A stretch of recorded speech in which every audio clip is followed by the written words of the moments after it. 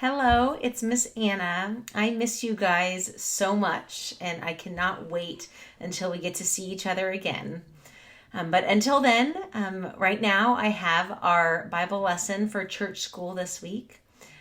Our Bible lesson is from the book of John, which is one of our Gospels that tells us the stories about Jesus' time on earth.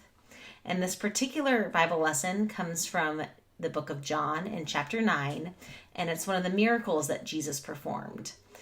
During Jesus' time on earth, he performed lots of miracles. He healed people, he walked on water, he made people see. All these miracles changed people's lives.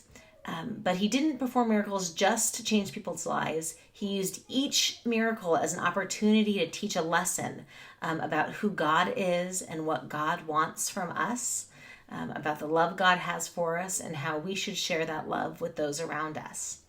So I'm going to encourage you guys during this, while I tell the story right now, for you to pay attention and think about, what does this story mean for me now? And what is this teaching me about God? And what is this teaching me about what God wants from me right now?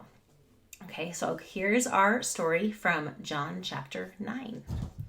So Jesus, here he is, was walking down the road, and he came upon a man who had been blind since birth.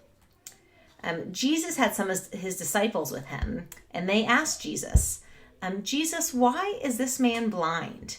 Is it something he did that made him blind, or maybe something his parents did? And Jesus told his disciples, you guys are asking the wrong question, he said. He told his disciples, this man is not blind because of something he did or his parents did. This is an opportunity for us to think about what God can do. So Jesus went to the man, and you're not going to believe this, but Jesus spit in the ground. He mixed up his spit with some of the dirt, and he took the mud like that and made it into a paste, and he put it on the man's eyes. And then he told the man, I want you to go to the pool of Siloam. Wash.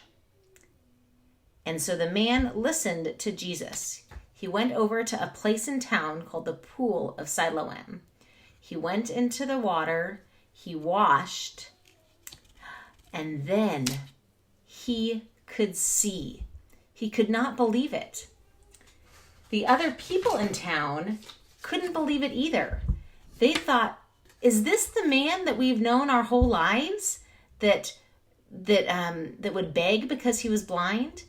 And the man said, yes, it is me. But the people in his town didn't believe him. The leaders in the church did not believe him. And they thought that he was lying. They couldn't believe that he could see. So Jesus heard that the people had told the man that they didn't believe him. So Jesus said to him, do you believe in the Son of Man? And the man who had been able to see now said, show me where he is, and I will believe. He had been so changed by the fact he was now able to see. And Jesus told the man, it is me. And then the man who had been healed worshiped Jesus.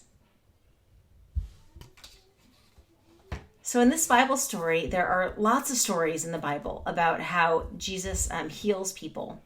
But here Jesus talks about giving someone sight so they can see. And he talks a little bit later in this part of the Bible about how seeing isn't just about what we see with our eyes. It's also about what we see with our hearts.